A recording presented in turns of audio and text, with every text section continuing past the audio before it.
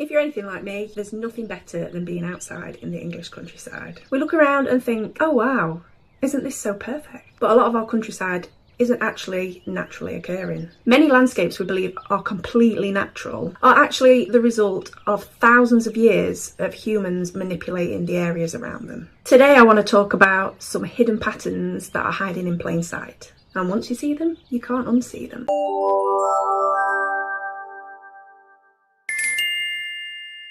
Hello, I'm Amy and I'm on a mission to learn more about the beautiful country I called home, England. I want to explore the history hidden in everyday places, our language, the landscape, and more importantly, the ordinary people who shaped the England we know today. Many of England's fields didn't just appear. Farmers cleared woodland, drained marshes, built hedges, and divided the land into fields over generations. And this brings me on to sheep. One thing I've learned is sheep have had an enormous impact on England in terms of landscape, economics, and heritage. You see those beautiful green hills that people like to photograph? Many of them only stay open because sheep keep eating the vegetation. Without grazing animals, some areas could potentially slowly become scrubland and eventually woodland. So in other words, what we think of as nature is partially maintained by millions of very hungry sheep. And that brings me on to trees. If you've ever visited places like the Peak District and the Yorkshire Dales, you might assume that these wide open hills have always looked like that, but they haven't.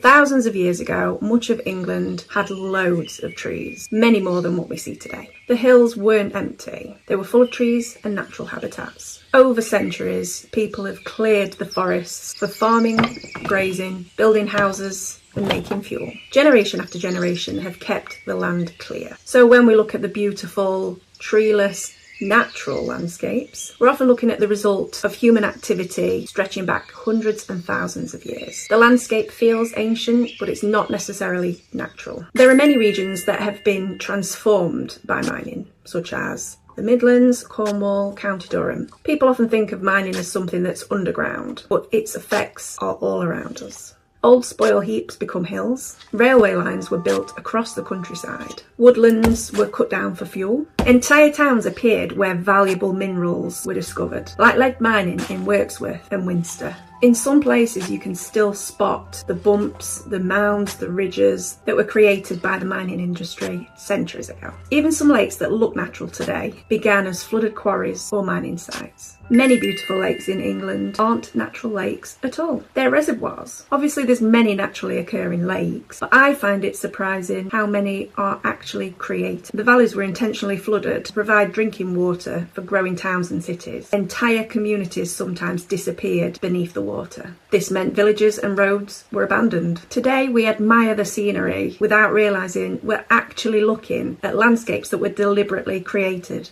by engineers. Examples of this include parts of the Peak District and the reservoirs supplying big cities such as Sheffield, Manchester and Birmingham. Similarly to the lakes that we've spoke about, many rivers have also been altered. Humans have straightened channels, drained wetlands, redirected water and built flood defences. People have spent centuries draining landscapes to create farmland. When we picture rivers, we imagine nature choosing its own course, but humans have been interfering with rivers for centuries. This is another example of something looking natural while actually containing layers of human history. There's so many places in England that feel completely wild and completely natural, which have centuries of human influence behind them. England's landscape are a partnership between nature and people. Let's do some quick facts about parts of nature that are actually man-made. Large parts of the Peak District were altered by quarrying and mining. Reservoirs flooded valleys that once contained farms, roads and settlements. Canals were dug largely by hand during the Industrial Revolution.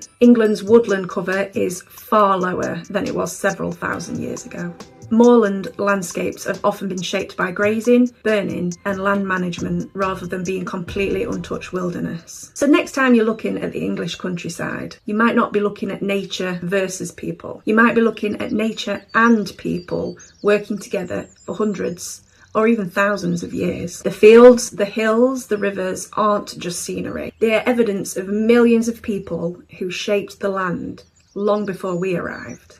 Thank you for watching today's video. If you enjoyed it, please hit the subscribe button. I've got many more videos to come on exploring the hidden patterns in England. Thank you for watching.